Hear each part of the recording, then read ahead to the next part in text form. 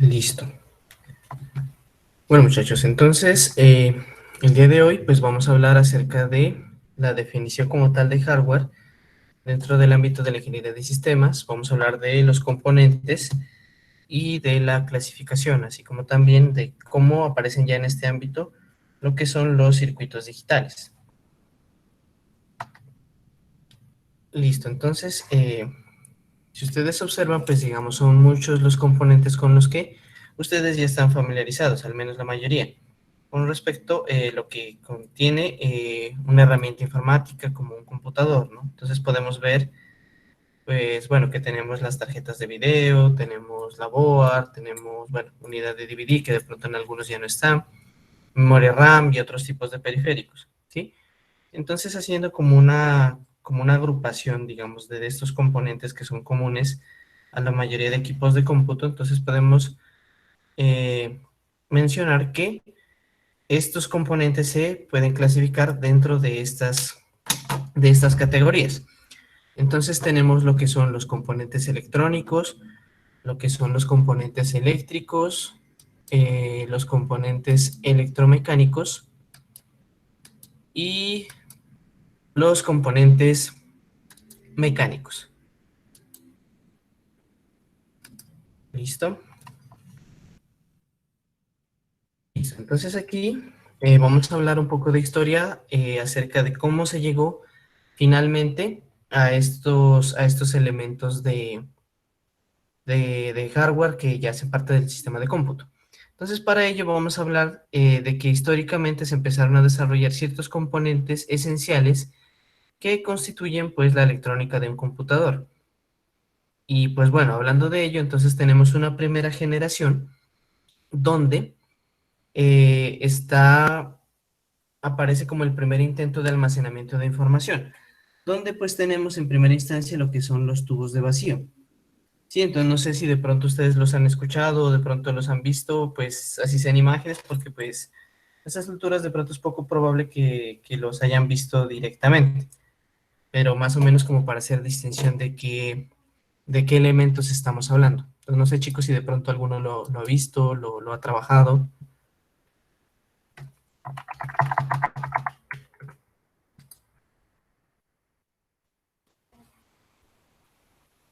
Los chicos, por favor, si de pronto pues no tienen micrófono o algo así, pues pueden participar por el chat, entonces para que vayamos haciendo seguimiento a la parte de la clase, ¿vale?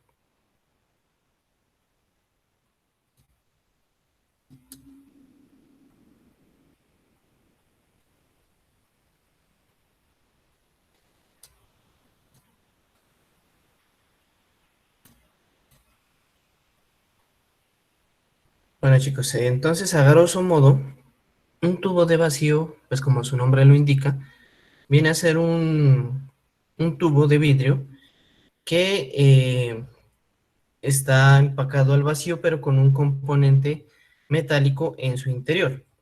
Sí, entonces dependiendo de la distribución que tenga dicho, dicho fragmento metálico dentro de del tubo de vacío, pues va a tener una reacción o un funcionamiento diferente. Entonces, en principio, estos tubos de vacío se utilizaron desde el punto de vista electrónica para amplificar las señales. Entonces, ¿en qué consistía esto? Resulta que en el interior del tubo de vacío se liberaban algunos electrones y pues básicamente se polarizaba dicho tubo de vacío en sus terminales. Entonces, lo que hacía era que pues el flujo de corriente a través del componente metálico del tubo de vacío empezaba a excitar los electrones y estos se empezaban a mover, digamos, más ágilmente. Entonces empezaba también a liberar electrones, produciendo la amplificación de la señal eléctrica que se inducía a través de ellos. Entonces, remitiéndonos como a elementos históricos de los tubos de vacío, nosotros podemos encontrar que estos tubos de vacío en los elementos, en los primeros elementos de electrónica, se agregaron sobre los televisores, sobre los radios, ¿sí? Y pues, como les decía, básicamente eran los primeros elementos electrónicos relacionados con este propósito. Para ya efectos de lo que es los sistemas de cómputo, entonces, allí tenemos que es una parte como inversa de dicho sistema, ¿sí? Entonces, miren, pues ahorita que estamos viendo en pantalla, aquí tenemos algunos ejemplos de los tubos de vacío y pues como la evolución de algunos de ellos. Entonces, aquí pues no sé si se alcanza a distinguir, por ejemplo, en este, aquí tenemos pues como la parte de los filamentos que están internamente, ¿sí? Sin embargo, entonces, lo que es de resaltar de algunos de estos tubos de vacío, de pronto a ver alguno que tenga como qué característica, ya les digo. Listo. Entonces, miren, estos son los primeros de los que les estoy hablando en este momento. Entonces, que son una parte recta, ¿sí? Y pues que ya tienen la polarización con el efecto que ya les contaba. De otra parte, entonces, a ver si encuentro uno relativamente similar. Bueno, a ver, de pronto tal vez este. Bueno, entonces los primeros que se desarrollaron, entonces ya tenían por aquí adentro eh, dicho alambre, pero como conformado como en una espiral. De pronto este se parece un poco más. Bueno, como una parte como en una espiral. Y en otra característica, entonces, este dispositivo ya se empieza a, a poner, bueno, una polarización inversa en primer lugar, ¿sí? Entonces, ¿qué es lo que implicaba esa polarización inversa? Y pues también la nueva forma de dicho alambre. Entonces implica que al tener esa polarización, los electrones que estaban dispersos dentro del tubo de vacío iban a empezar a aferrarse a dicho elemento metálico, ¿sí? Entonces, esos son como el primer prototipo en la medida de almacenamiento de información. Porque si nosotros nos vamos al sentido estricto de lo que es la información, de lo que son los datos, básicamente son señales eléctricas, ¿sí? Entonces, esta fue como la primera forma de asegurar esas señales eléctricas y aguardarlas en el tiempo, por lo menos mientras dure la excitación de corriente eléctrica. Sí, entonces ese fue el primer intento y entonces aquí en esta clasificación, la primera generación implicaría a los tubos de vacío. Ya pasando a una segunda generación, entonces ya aparece lo que es la electrónica de los transistores, ¿sí? Entonces, estos, si nos remitimos a su funcionamiento, la lógica pues viene a ser muy parecido a la anterior, ¿sí? Solo que la evolución que implica en esta segunda generación la aparición de los transistores es que sobre estos el tamaño era mucho menor. ¿Y a dónde vamos con esto? Entonces, por ejemplo, si nos remitimos a lo que a lo que es el primer computador, el cual pues hacía uso de esos tubos de vacío, ¿sí? Miren, aquí tenemos una imagen histórica de esa computadora. Sí, entonces básicamente era como un estante lleno de estos tubos de vacío. Sí, y pues bueno, entonces esta computadora perfectamente podía ocupar una habitación completa y apenas tener una capacidad de los órdenes de los kilobytes. Sí, entonces cuando ya aparece el transistor, ¿sí? ¿Qué implica? Que entonces puedo utilizar más de estos dispositivos que tienen el funcionamiento parecido, ¿sí? Y pues obviamente ampliar el rango de memoria y de capacidad de procesamiento de dicho sistema de cómputo. Sí, entonces aquí, bueno, en la imagen podemos ver algunos de los transistores actuales, donde podemos ver que existe una función para cada una de estas paticas, ¿cierto? Entonces, si lo vemos de este modo, que de pronto si recuerdan de sus cursos de electrónica, tenemos tres componentes, lo que son el emisor, la base y el colector. Entonces, de esta parte, dependiendo de dónde se polarice, pues vamos a tener un efecto acumulativo de energía o de dispersión de energía. Entonces, que como vemos es un sistema muy parecido al funcionamiento del que les hablaba del tubo de vacío. Que la diferencia, como vuelvo y reitero, era ya su tamaño. Entonces, la escala de tamaño de un computador con respecto a los primeros, pues ya se vuelve un cambio muy notable. ¿Listo? Entonces, bueno, pasando a una tercera generación, ya aparece lo que son la electrónica basada en circuitos integrados. Entonces, aquí qué es lo que representa este tercer paso. Entonces, sobre estos circuitos integrados, se permitió integrar cientos de transistores, además de otros componentes electrónicos, ¿sí? Lo que pues ya conforma lo que es una pastilla de silicio. Entonces, bueno, veamos aquí una imagen, perdón, veamos una imagen de cómo son los circuitos integrados.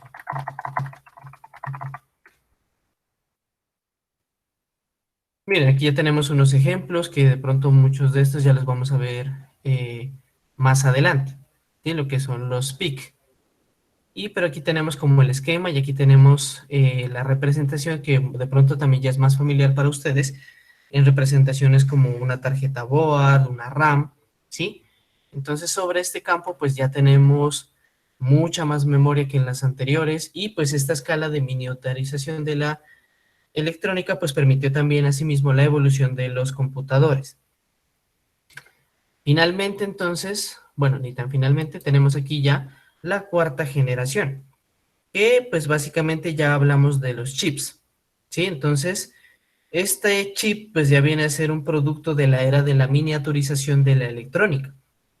Entonces aquí pues en ese pequeño tamaño pues ya podemos encontrar lo que es un microprocesador, ¿sí? Y que pues básicamente esta evolución final, entre comillas, pues ya llevó a la implementación de lo que son los computadores personales, ¿sí? Que de pronto ustedes ya conocen más habitualmente. ¿Listo? Salieron papas. En fin, no es. Listo, entonces ya viene a ser como un dispositivos como este. Entonces, lo que nosotros vemos comúnmente en algunas de esas placas de silicio ya viene también integrada internamente sobre estos dispositivos.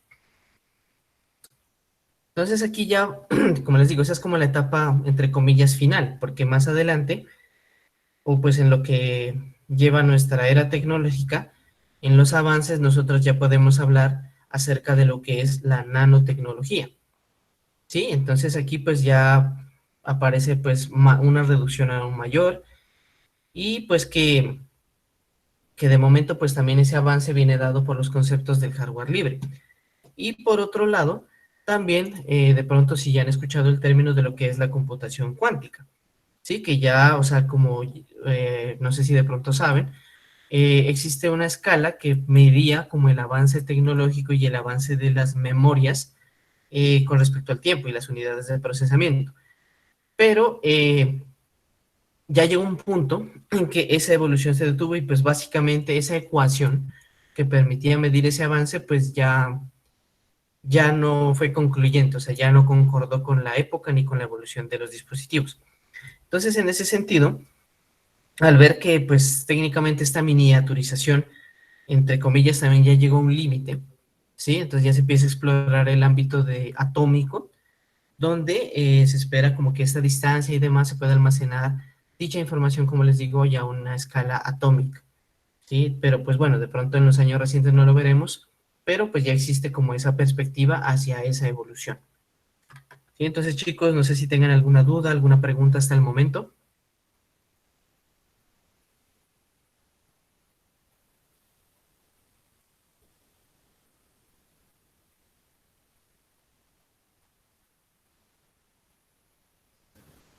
No, profe. Vale, chicos, bueno, perfecto. Entonces, como les digo, no duden en hacer alguna pregunta y pues aclaramos sobre algún tema. Entonces, vamos a continuar. Listo, aquí tenemos algunos de los componentes. Bueno, la diapositiva me está traicionando en este momento. A ver, déjenme ver si tengo esta versión ¿en qué? En PDF. Esto es, veamos aquí, es que esa... Aquí en Linux algunos de los componentes no sé, no migran de manera bien. Entonces veamos, aquí aparece. Listo. Listo, muchachos. Entonces aquí tenemos, como habíamos dicho en una primera instancia, esta primera clasificación acerca de, bueno, ya habíamos dicho, componentes eléctricos, electrónicos, electromecánicos.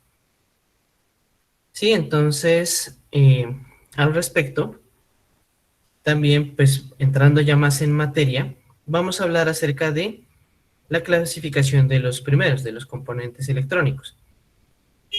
Entonces, miren, como su nombre lo indica, pues son distintos componentes de tipo electrónico que forman parte de un circuito mucho más grande con las mismas características. Entonces, estos elementos se suelen encapsular en un material de tipo cerámico, metálico o plástico, y pues que también incluyen dos o más terminaciones metálicas. Así que básicamente eso es una parte importante. ¿Sí? Que dadas a estos elementos, si no tuvieran esas terminales metálicos, pues sería muy difícil que se pudieran cumplir con una característica que es muy importante, el cual implica la interconexión entre ellos. Entonces, por ejemplo, si yo tengo una resistencia, ¿sí? Por sí sola no representa nada, pero por ejemplo, si yo ya la integro a un flujo de corriente, sea, no sé, incluso el encendido de un LED o incluso para diseñar un filtro con un capacitor, sí, si no es por medio de estas terminales metálicas, pues se me sería muy difícil interconectarlos a ellos. Bueno, entonces aquí también vamos a hablar de un concepto que es importante, bueno, más que todo una diferenciación. Entonces, primero son estas dos definiciones, que una habla de los componentes electrónicos y la otra de los elementos electrónicos. Entonces, cuando hablemos nosotros de componentes electrónicos, nos estamos refiriendo a los dispositivos físicos, ¿sí? O sea, la resistencia, el capacitor, de pronto que ustedes ya han palpado, como les digo, en cursos anteriores. Pero cuando hablamos de elementos electrónicos, estamos hablando del modelado de esos componentes, o sea, de la representación matemática de los mismos. ¿Sí? Si ustedes recuerdan de su curso de electrónica, entonces nosotros hablábamos de un voltaje, hablamos de una corriente, de una resistencia, de una capacitancia y demás. Y que, por ejemplo, para el cálculo de un valor de una resistencia, nosotros utilizábamos un valor y le damos una representación con la unidad de los ohmios. ¿Sí? Entonces, en relación al voltaje, a la corriente, nosotros hacíamos un cálculo y determinamos cuál era el valor de esa resistencia. Entonces, en ese ámbito matemático, en esos cálculos, nosotros hablamos, como bien decimos aquí, de elementos electrónicos, más no de componentes. De pronto es una definición que empezamos a utilizar indistintamente, ¿no? A veces nos referimos a ellos como componentes, como elementos, dispositivos, ¿sí? Pero pues de pronto para que tengan en cuenta esta pequeña aclaración. Listo, pasando a una siguiente parte, otra siguiente clasificación, tenemos que estos componentes electrónicos tienen otras subclasificaciones, podríamos decir. Entonces, en primer lugar, vamos a hablar de una clasificación dependiendo de la estructura física. Dentro de ella tenemos lo que son los dispositivos discretos y los dispositivos integrados. ¿Cuál es la diferencia entre los dos? Entonces, los dispositivos discretos son los dispositivos que nosotros decíamos que son aquellos que, bueno, que están constituidos por material plástico, cerámico y demás, y que tienen esas terminaciones metálicas. Sí, entonces ejemplos de ellos pues son las resistencias, los condensadores, diodos, transistores, ¿sí? Entre otros. Pero entonces estos dispositivos tienen una función específica. Entonces, digamos, si hablamos de una resistencia, entonces, ¿qué va a hacer? Reducir el paso de corriente o servir de protección a otros elementos con mayor capacidad resistiva. Los condensadores, pues, almacenar energía y bueno, así con cualquiera de los otros. Y hablando, pues, de los dispositivos integrados, básicamente, son unos conjuntos más complejos. ¿Sí? Que en resumen, como para diferenciar, entonces el discreto pues es el que está orientado a una función específica y de pronto para que lo puedan como memorizar más fácil, el dispositivo integrado, como su nombre lo indica, está integrado por distintos dispositivos discretos. Por ejemplo, si yo hablo de un amplificador operacional, entonces pues va a estar conformado por estos elementos para cumplir esa función de un amplificador operacional. Además, estos circuitos integrados pues van a tener algunos terminales, o bueno, algunos orificios, podríamos decir, medios de conexión para acoplar los distintos dispositivos discretos. Ahora, pasando a la siguiente categoría, entonces, según el material de fabricación, vamos a hablar de lo que son semiconductores y no semiconductores. Entonces, vamos a la definición. Si estamos hablando de los dispositivos semiconductores, entonces tendríamos por definición que son dispositivos que tienen una naturaleza semiconductora y semiresistiva, ¿cierto? O sea, que no son totalmente, bueno, digamos un cable de cobre que transmita corriente y no es por completo una resistencia, ¿cierto? Entonces, esos son los dispositivos semiconductores. Y del otro lado, entonces, un no semiconductor. Entonces, habiendo dado esa definición, por ejemplo, ¿cuál sería un ejemplo de un dispositivo no semiconductor? Lo pueden escribir en el chat, muchachos.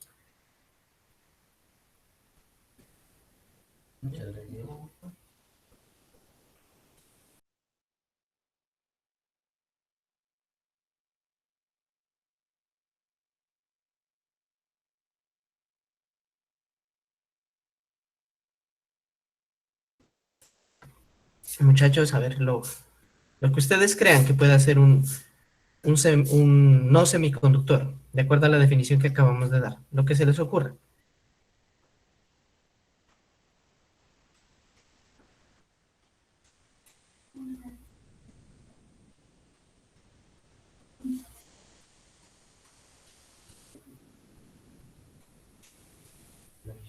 Chicos, ¿los escucho o los leo?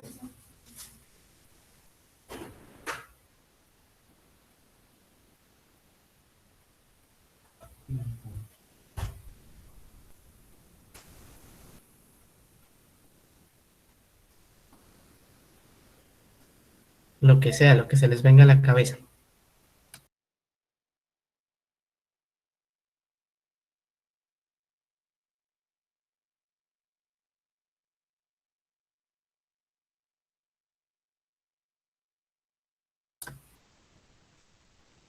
Listo, bueno, el plástico lo podríamos tomar como un aislante. Sí, puede ser un ejemplo de un no semiconductor. De pronto otro ejemplo. Profe, ¿están hablando de un semiconductor? No, algo que sea un no semiconductor.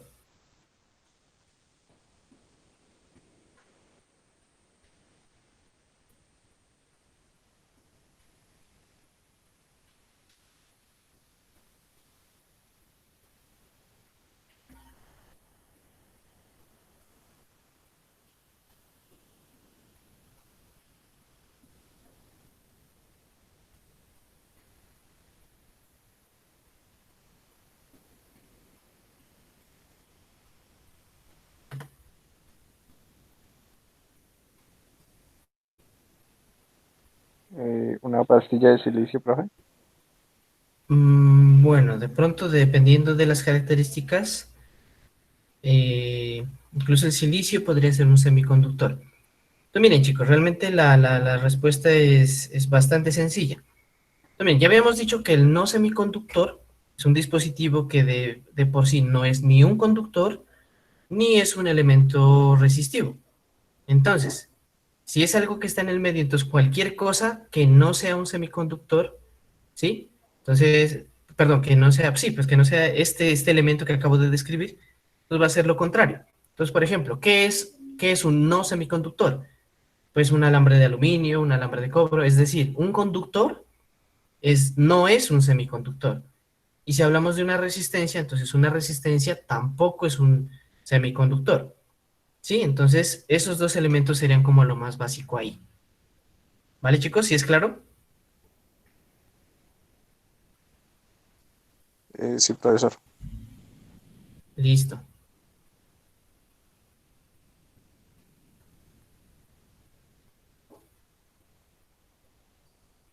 Bueno, entonces continuemos. Vamos, perdón, esto no, esto se remora mejor. Vale, entonces ahora vamos a pasar a lo que son los, los dispositivos, lo que son la parte de activos y pasivos. ¿Listo? Entonces, ¿cuáles son estos elementos? Regálenme un momento, chicos. ¿Dónde está esto?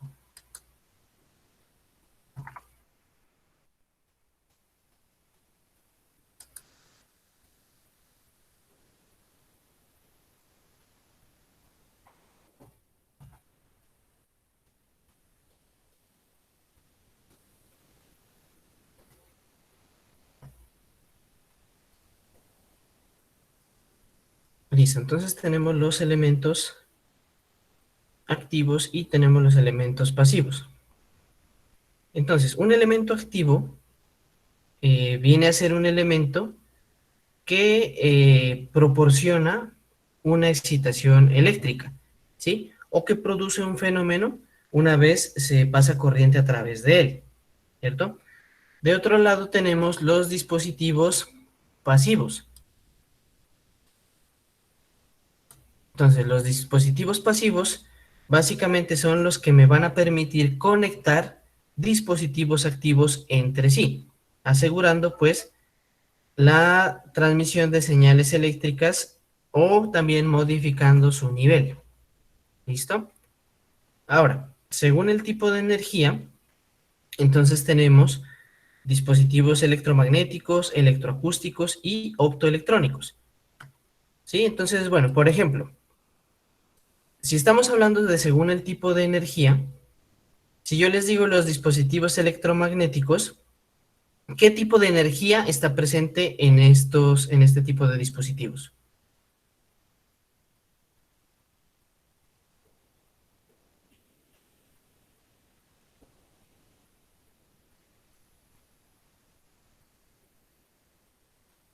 Chicos,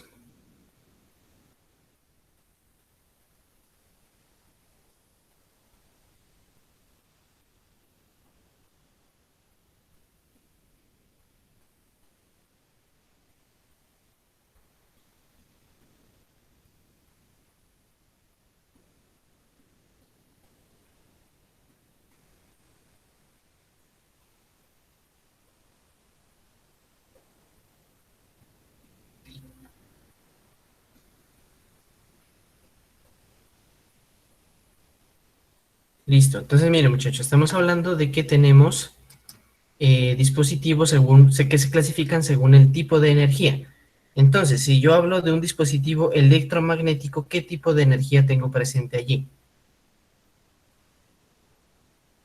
¿O cuál sería su funcionamiento? Mejor dicho, hablemos primero de eso. ¿Qué tipo de energía está presente en un dispositivo electromagnético?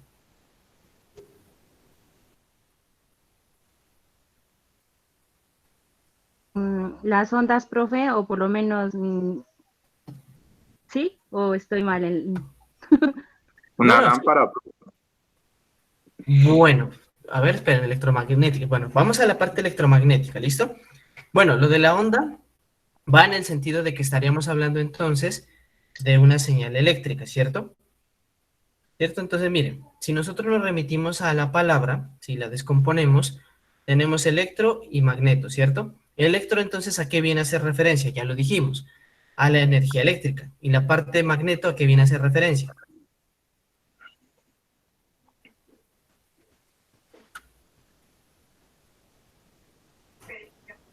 Mi man. A los imanes. Bueno, sí. Un generador de corriente también es una opción.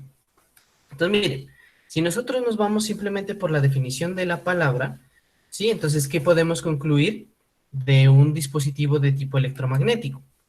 Entonces, básicamente, un dispositivo electromagnético va a ser algo que a partir de una señal eléctrica me va a producir un fenómeno magnético, ¿sí? O bien también viceversa, que un dispositivo a partir de un fenómeno magnético me produzca energía eléctrica, ¿cierto? Entonces, miren, ¿qué ejemplos podemos decir? Ya dijeron un generador eléctrico, que sería pues el equivalente también a un transformador, ¿sí? Entonces, ¿qué pasa? Se induce corriente, ¿cierto? Y pues se produce fenómeno magnético. Por ejemplo, también tendríamos, no sé si ustedes han visto un taladro o una pulidora, ¿sí? Si nosotros hablamos del funcionamiento interno de un taladro, por ejemplo, ¿sí? Un taladro, ¿qué es lo que tiene dentro? Sí, o sea, un taladro empieza a inducir un flujo de corriente eléctrica y adentro él tiene unos imanes, ¿sí? Entonces, cuando pasa la corriente eléctrica a través de él, se produce una diferencia de polaridad entre ese imán que produce el movimiento rotatorio de un taladro, ¿sí? Entonces, a través de la señal eléctrica que pues ustedes le dan cuando ya conectan el taladro, entonces él va a transformar esa energía eléctrica en un polo magnético que va a empezar a mover dicho taladro. Lo mismo sería también con la parte de las bobinas, ¿sí? Entonces, ¿qué es lo que es una bobina en sí? Entonces, en el grosso modo, una bobina, ¿qué viene a ser? Entonces viene a ser un tubo de hierro con alambre enrollado a su alrededor, ¿sí? Entonces, ¿qué es lo que pasa allí? Entonces, por ejemplo, yo a partir de esa bobina, yo puedo, digamos, pasar un flujo de electricidad a través del cable y esa barra de hierro se va a convertir en un imán, ¿sí? Entonces, es lo mismo. Entonces, como les digo, o sea, si ustedes se remiten a la palabra, con esa palabra ya puede uno definir eso. Entonces, más que todo como para que lo recuerden fácilmente. Entonces, un elemento electromagnético, vuelvo y repito, nos viene a ser un elemento que, digamos, si yo induzco corriente eléctrica a través de él, va a producir un fenómeno magnético. Y lo mismo, si a través de, digamos, si a través del fenómeno magnético, yo puedo producir electricidad. ¿Listo, chicos? ¿Sí es claro?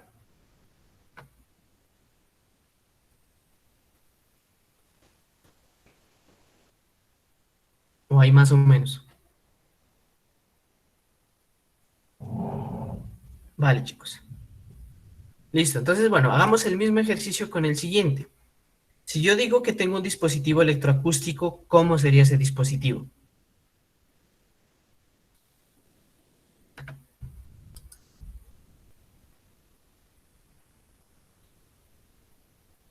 ¿Cuál sería el funcionamiento? Entonces, bueno, digamos, desprendamos la palabra otra vez. Entonces, si digo electro, pues ya dijimos es electricidad. Y si yo digo acústico, ¿a qué está relacionado?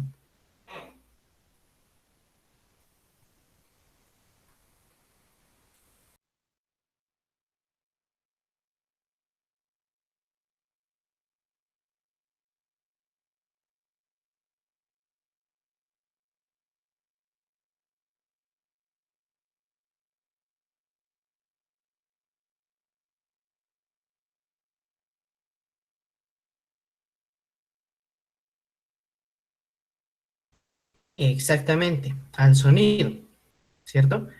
Entonces, retomando la definición anterior, entonces, ¿qué implicaría?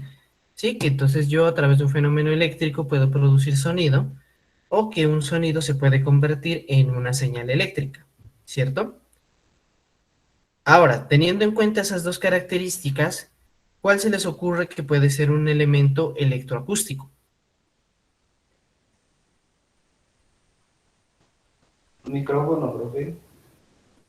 Exacto, chicos. Bueno, un micrófono es un muy buen ejemplo. La guitarra eléctrica también. Sí, exactamente. ¿Cierto? Entonces, bueno, la guitarra eléctrica, entonces, ¿qué es lo que haría? O sea, producir El auricular también, profe. ¿cuál? El auricular. El auricular. Perfecto. Listo. Bien, chicos, me ahorraron el otro ejemplo. Entonces, miren, analicemos lo primero, los dos primeros que dijeron. Entonces tenemos la guitarra y tenemos el micrófono. Entonces, básicamente son lo mismo. Por ejemplo, si vemos la guitarra, ¿sí? Nosotros al mover las cuerdas vamos a producir una vibración, ¿sí? Y dicha vibración se va a transformar en una señal eléctrica, ¿cierto? Lo mismo pasaría con el micrófono. El micrófono va a convertir una vibración en una señal eléctrica. Pero ¿cuál es esa vibración? Esa vibración va a ser el movimiento de las partículas en el aire, ¿sí? Que produce nuestra voz, ¿cierto? Entonces ahí tenemos el primer ejemplo, que estamos, digamos, una vibración o un sonido lo vamos a convertir en una señal eléctrica. Ahora sí, el segundo ejemplo que me acabaron de dar, los auriculares y el equipo de sonido, que pues bueno, más específicamente vamos a mencionar lo que son los parlantes, ¿sí? Entonces, ¿qué es lo que va a hacer? Esa señal eléctrica, que por ejemplo, que sea proveniente de los dos ejemplos que utilizamos del micrófono y de la guitarra, entonces va a tomar esa señal eléctrica y la va a transmitir a través de los parlantes, de los baffles. Sí, entonces esa interacción eléctrica va a producir un movimiento, ¿cierto? En los parlantes y va a reproducir el sonido que proviene del otro lado. Entonces aquí vemos las dos cosas. Vemos que inicialmente tenemos la parte acústica convertida en una señal eléctrica y ya del otro lado para poderla reproducir, entonces tenemos la parte eléctrica convertida en la parte acústica, ¿cierto? Entonces ahí tenemos un ejemplo perfecto de la integración de un dispositivo electroacústico. ¿Vale, chicos?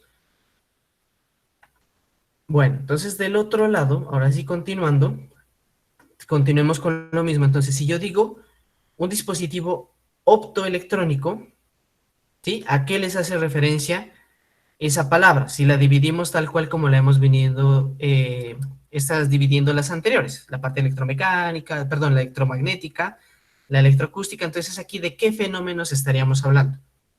La electricidad sería uno, ¿cuál sería el otro?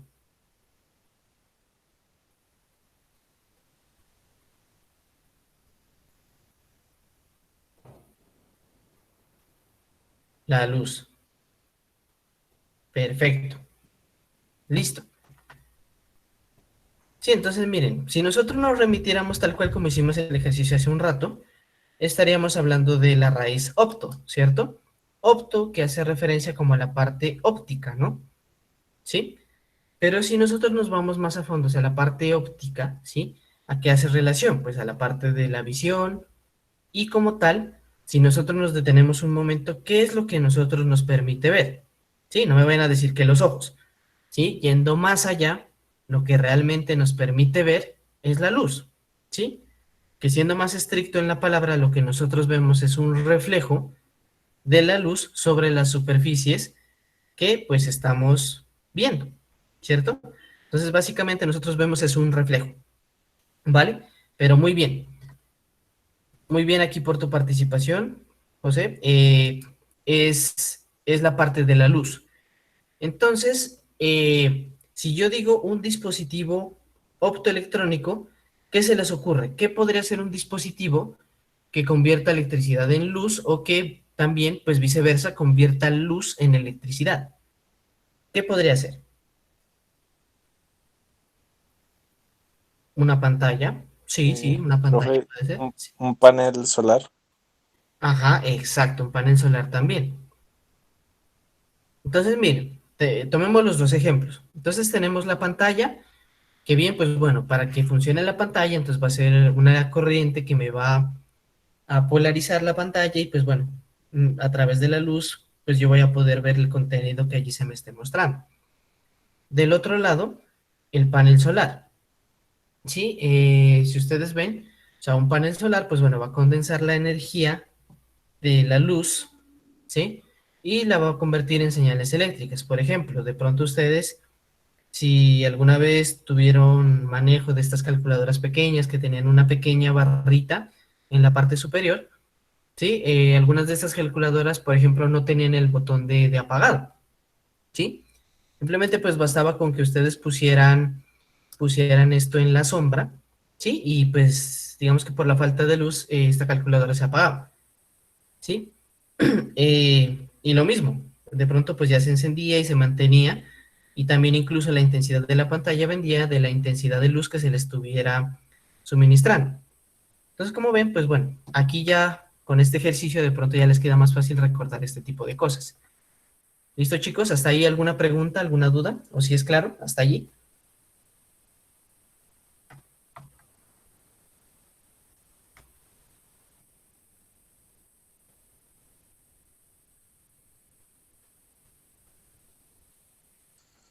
Sí, Vale, profe. chicos. Gracias. Bueno, entonces, pasamos a otra clasificación, que es la clasificación según la magnitud de los valores. Entonces, tenemos lo que son los circuitos analógicos y lo que son los circuitos digitales. Sí, entonces si nos vamos también a la definición, entonces, ¿qué implicaría un circuito analógico? Entonces viene a ser un tipo de circuito que utiliza electrónica de tipo analógico y por lo tanto trabaja con magnitudes de valores continuos. Por ejemplo, sería el integrado el LM741, que pues básicamente es un amplificador analógico. La electrónica digital, o bueno, los circuitos digitales. Entonces, sería igual, bueno, paralelamente a los anteriores, entonces viene a ser los que utilizan electrónica de tipo digital con valores discretos. Entonces, el ejemplo sería este dispositivo que básicamente viene a ser una compuerta lógica de tipo NOR. Luego tenemos lo que ya es la representación de dichos valores. Entonces, como ya dijimos, si estamos hablando entonces de una señal digital, vamos a ver, por lo menos aquí en esta parte, en este gráfico, vamos a hablar acerca de la toma de muestras, ¿sí? Entonces, sobre esta señal continua, que es esta señal sinusoidal que tenemos aquí, se van a tomar distintas muestras y cada una de esas muestras se discretizan y ya se ponen en valores puntuales, ¿no? Sino no una infinitesidad de valores que se puedan encontrar en el tipo de señal analógico. Entonces, como bien ya vemos en este punto, pues ya de pronto ustedes conocen lo que es las ciertas ventajas que existen con respecto de la representación digital, ¿sí? En comparación con la representación analógica. Entonces, por ejemplo, si ya tenemos unos valores puntuales, ¿sí? De una señal determinada, entonces dichos valores pues ya se pueden procesar, ya se pueden almacenar también y se pueden transmitir de una forma más estable, ¿sí? Que ustedes recordarán de pronto esta información de su curso de digitales. Listo, chicos. Ahora, entonces, complementando nuestro diagrama, entonces ya tenemos que los componentes electrónicos, pues ya se clasifican según una estructura física, ya habíamos dicho los anteriores, discretos, integrados y demás, y según la magnitud de sus valores. Entonces ya decimos que son analógicos y son digitales. Hablando acerca entonces de los circuitos digitales, ya en este punto se habla de lo que son los circuitos combinacionales. O sea, recuerden que ya estamos hablando en una escala de un sistema de cómputo. Entonces, estos circuitos combinacionales, ¿sí? Se definen como un tipo de circuito que responden directa e inmediatamente al cambio que tengan en sus entradas, ¿sí? Aquí tenemos un recorderis de esa parte a través de la tabla de verdad. Entonces tenemos una entrada X y pues para este caso tenemos dos salidas, lo que es esta C y esta S. Sí, aquí tenemos como una representación de una suma con acarreo, pero como ven los cambios vienen dados directamente por las entradas X y Y. Entonces aquí también vemos pues un modo de simplificación a través de los mapas de Karnaugh o diagramas de Karnaugh. Sí, como les digo, esto ya es contenido de su asignatura previa de digitales. Y como a partir de estas definiciones y estas representaciones, pues ya poníamos esto en un circuito integrado a través de las compuertas lógicas, ¿sí? Entonces aquí tenemos un ejemplo de un circuito combinacional proveniente de esta tabla de verdad y de este diagrama de Karnaugh. Luego, pues ya tenemos aquí lo que son los circuitos secuenciales. Entonces, la principal característica es que dependen del valor presente y también de un valor pasado. Entonces, aquí ya hablando de la condición de memoria, ¿sí? Entonces, este circuito, pues básicamente un circuito secuencial, es un circuito combinacional y un elemento que le va a dar la parte de memoria. ¿Listo? Ahora, pues bueno, como ya estamos en la escala de los circuitos digitales, entonces recordando, pues ya verán que, pues, o sea, ahí principalmente se utiliza la unidad de información binaria, ¿sí? Unos y ceros. Entonces aquí, pues ya vemos, por ejemplo, esta definición que es la máquina de estados, que es la que me va a permitir manejar estos estados de memoria, ¿sí? Entonces, por ejemplo, aquí tenemos las iteraciones y los cambios entre ellos. Y acá, pues finalmente, entonces también ya tenemos la parte del diseño, ¿sí? Donde pues tenemos las compuertas que hacen referencia a lo que es el componente de los circuitos combinacionales y estos fragmentos, estos recuadros de aquí, que son los flip-flops, ¿sí? Que son los encargados de manejar la condición de memoria, ¿sí? Entonces aquí vemos que tenemos en la entrada el valor presente y asimismo regresa con esta parte del valor de memoria pasada. Entonces miren, aquí pues ya entrando como a la explicación del diagrama, entonces tenemos por ejemplo de este estado de memoria que tenemos aquí en el círculo, este 1, 1, pasa al siguiente a través de esta, bueno, de esta transición, donde vemos que este 1, 1 cambia a un 1, 0, 1, 0, perdón, lo cual implica pues un cambio de estado, ¿sí? Entonces acá, bueno, lo que ya les había mencionado acerca de la función de los flip-flops dentro de este sistema. Aquí, pues, ya pasando esta primera definición, entonces ya entramos a hablar de lo que son los sistemas microprogramables. Entonces, estos sistemas, como digamos, entre sus funciones principales, tenemos la capacidad de lectura, de interpretación y ejecución de manera secuencial de las instrucciones que contenga el programa. Sí, que eso lo vamos a ver más adelante, cómo son la naturaleza de esas instrucciones y cómo se programan y cómo se ejecutan. Ahora, todo sistema microprogramable, sin importar qué tan avanzado sea o qué tan limitado, entre comillas, sea también, poseen la misma estructura, que son las que se muestran en la siguiente figura. Entonces aquí tenemos que un sistema microprogramable, pues bueno, tiene un reloj, tiene la CPU o unidad central de procesamiento, la parte de memoria interna y una parte de entradas y salidas, lo que lo va a permitir conectarse con los demás elementos de la tarjeta a través de los periféricos, que los vemos aquí. Si entramos un poco más en su naturaleza, entonces tenemos que dentro de esta unidad de proceso, unidad central de proceso, existe lo que es, bueno, una unidad aritmético-lógica y una unidad de control. Todo ello manejado a través de registros. Entonces, de pronto más ampliaremos un poco más esto más adelante también, cuando entremos en la parte de la definición de los tipos de memoria que existen. Entonces aquí, bueno, otra vez complementando nuestro gráfico, ya vamos en que de estos sistemas, de estos circuitos, perdón, componentes digitales, entonces ya vemos que están los combinacionales, los secuenciales y finalmente los programables. Bueno, aquí pues ya, aparte de estos elementos que también conforman pues nuestros sistemas de cómputo, no podemos dejar de mencionar lo que son los componentes electromecánicos. Entonces, si nosotros volvemos a la raíz de la palabra, ¿sí? ¿Qué característica vendrían a tener estos dispositivos? ¿Sí? Los dispositivos electromecánicos, de acuerdo al ejercicio que veníamos haciendo. ¿Qué características deberían tener?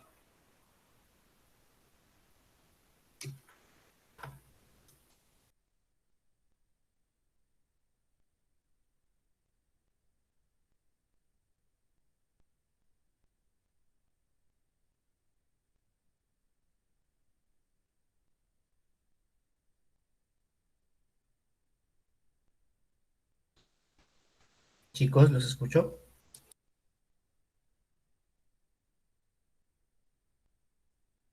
Pues de electricidad y mecánico, ¿no? Mecánico, pues yo entiendo que es como movimiento o algo así. Listo, Víctor, muy bien. Entonces, si nos remitimos a un computador, ¿cierto? Cualquiera el que tienen al frente, un computador de escritorio o portátil o lo que sea, dentro de su computador, ¿cuál podría ser un componente electromecánico?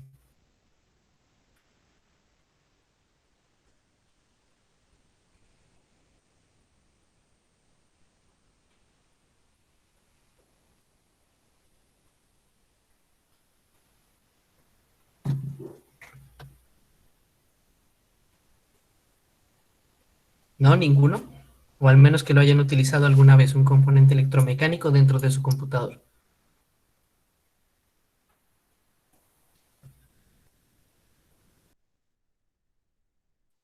Profe, el que recibe los CDs no tiene un motor que maneja imanes. Exactamente. Bueno, un ejemplo es eso, la unidad de CD y la unidad de DVD, ¿cierto? Bueno, de pronto, a ver, la fuente de poder sería más un dispositivo eléctrico, un componente eléctrico. La CPU, bueno, la CPU no sería tan electromecánico, eso sería, bueno, entraría como en la parte de componentes electrónicos, de lo que habíamos mencionado, de los circuitos integrados. El disipador, sí, el disipador podría ser. Sí, entonces, bueno, eso como un ejemplo dentro de su computador. Entonces, bueno, volviendo a nuestro ejercicio, entonces un dispositivo electromecánico podría ser un dispositivo que a partir de una señal eléctrica produce movimiento, ¿sí? O pues también viceversa, un dispositivo que a partir de un movimiento produzca una señal eléctrica. Sí, entonces, por ejemplo, si tenemos un motor eléctrico, Entonces ya vemos que, pues bueno, este motor va a empezar a producir movimiento si se le proporciona una energía eléctrica. Entonces ya tenemos el primer caso. Un dispositivo que transforma la energía eléctrica en movimiento, ¿cierto? Un ejemplo contrario, ¿sí? Podría ser algo, bueno, algo habitual en la casa, un interruptor, ¿sí? Si ustedes presionan un interruptor para que se encienda el bombillo de su habitación, por ejemplo, ¿sí? Entonces, si yo produzco esta acción mecánica de presionar el interruptor, se va a producir el paso de la corriente eléctrica, ¿cierto? Exacto, sí, el ventilador del PC también, claro. Ustedes, bueno, si recordamos, nos repetimos a un computador de escritorio, entonces ustedes cuando lo encienden, lo primero que empieza a sonar pues es el ventilador. ¿Sí? Entonces ese es otro ejemplo de un dispositivo que a través de una señal eléctrica produce movimiento. A ver, otro ejemplo podría ser si ya lo ponemos desde el punto de vista electrónico, bueno, ya dijimos el interruptor, pero podríamos ser también un interruptor eléctrico, lo que es un relé, ¿sí? Entonces, que bueno, que se utiliza como en estas labores de automatización. Sí, entonces que de pronto ustedes, bueno, excitan uno de estos con una señal eléctrica y este relé puede encender o apagar un dispositivo, ¿sí? Sin necesidad de la acción física de ustedes presionar el botón, ¿cierto? Entonces, ese podría ser otro ejemplo. ¿Listo, chicos? Entonces, hasta ahí, ¿alguna pregunta, alguna duda? ¿Algún comentario?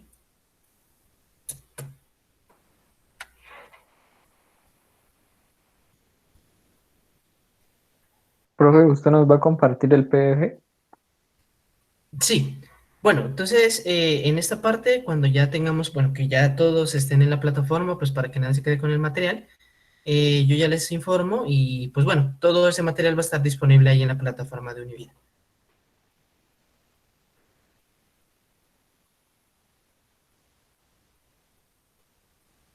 ¿Alguna otra pregunta, chicos?